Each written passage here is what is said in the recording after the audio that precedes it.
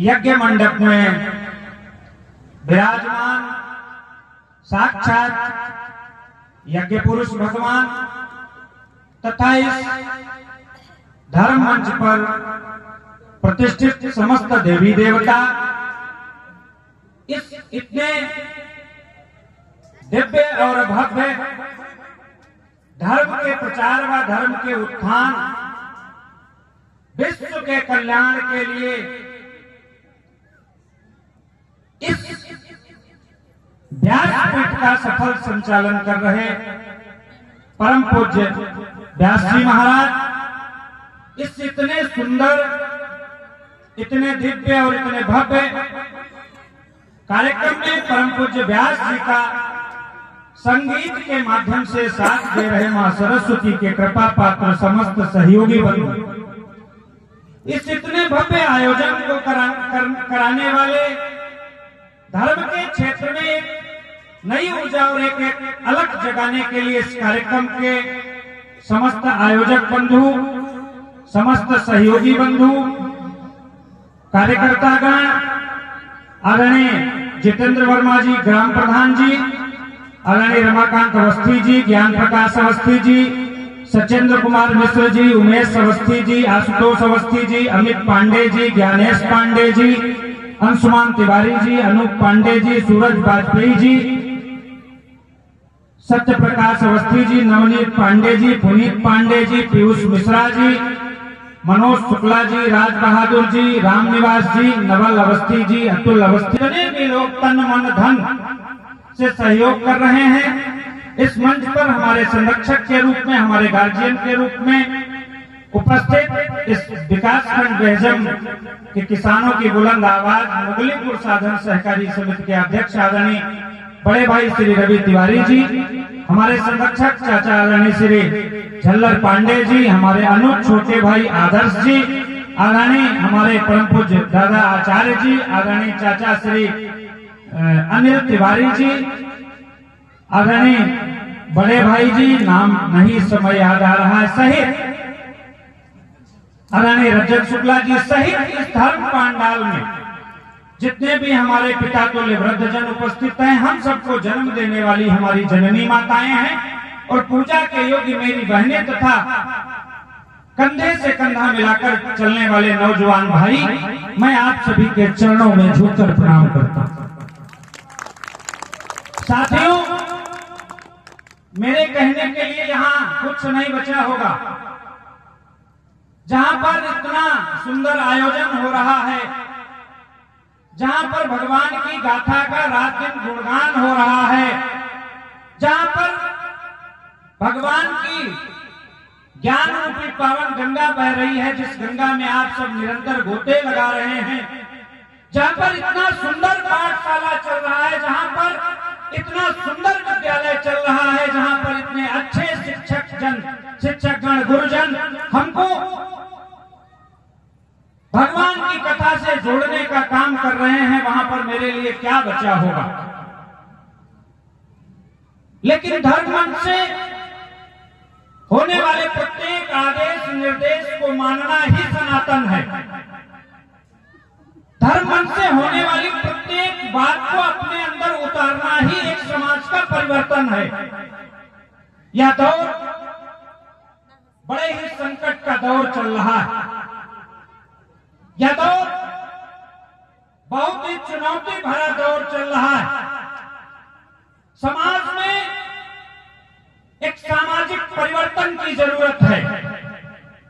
आपके जीवन काल में सब कुछ अच्छा हो गया, सब कुछ अच्छे से हो रहा है।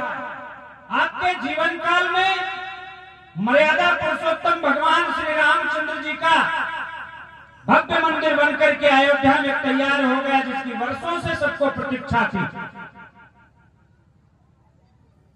लेकिन अब आपके सामने भारत की फसलों को और भारत की नस्लों को बचाने की जिम्मेदारी है। यह चुनौती आपके सामने है।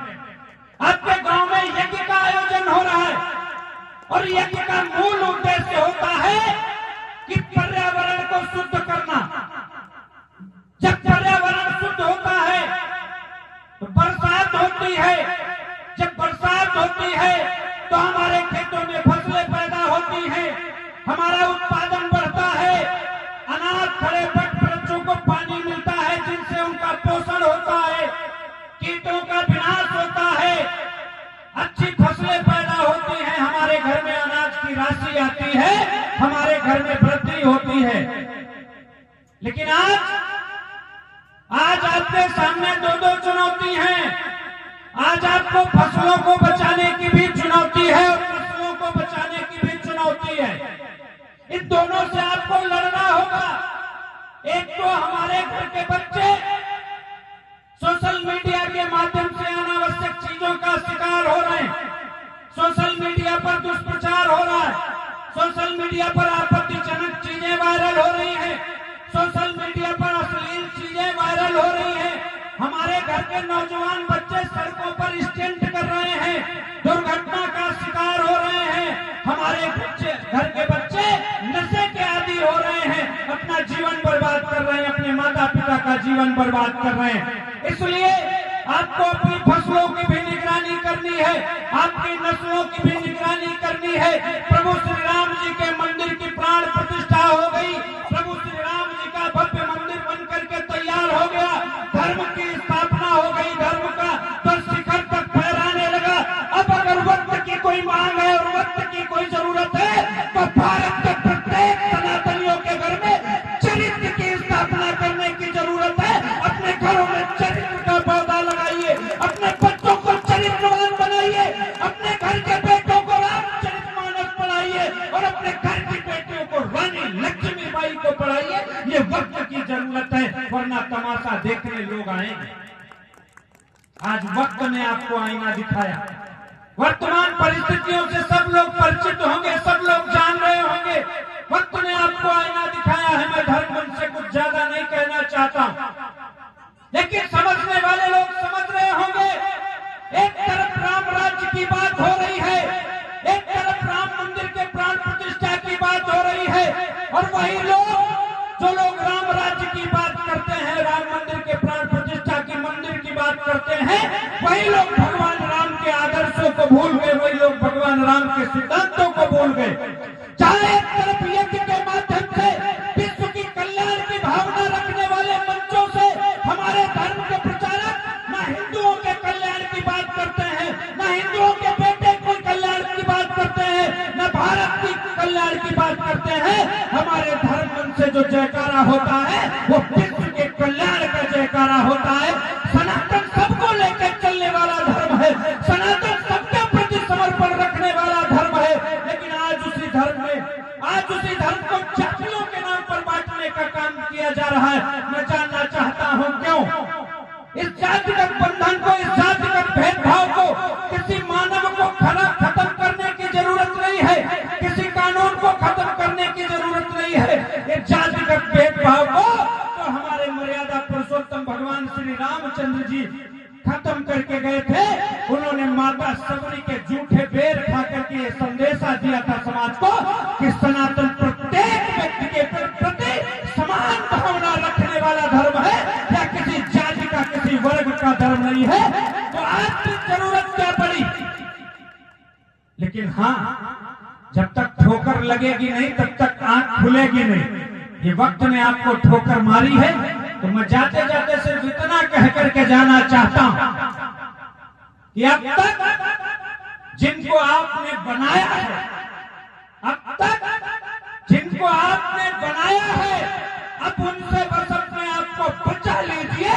आपका देश सोने की चिड़िया हो जाएगा, बस उनसे अपने आप को बचा लीजिए। आपको बचाने कोई नहीं आएगा, आपको खुद बचना पड़ेगा, आपको खुद लड़ना पड़ेगा, आपको खुद पहचानना पड़ेगा, आपको खुद निकलना पड़ेगा, आपको खुद संघर्ष करना पड़ेगा।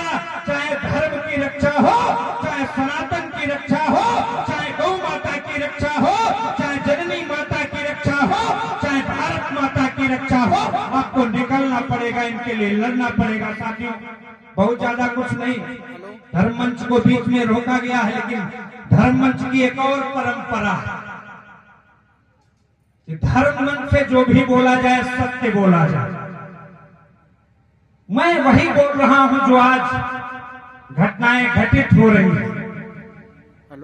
साधु संतों के स्नान में बाधा, बच्चों के भविष्य में बाधा, लोगों के एक साथ बैठने में बाधा, ये निरंतर बाधाएं जो आ रही, इन बाधाओं को खत्म करना होगा, इनके लिए लड़ना होगा। जाते जाते मैं अपनी बात को समाप्त करना चाहता हूं।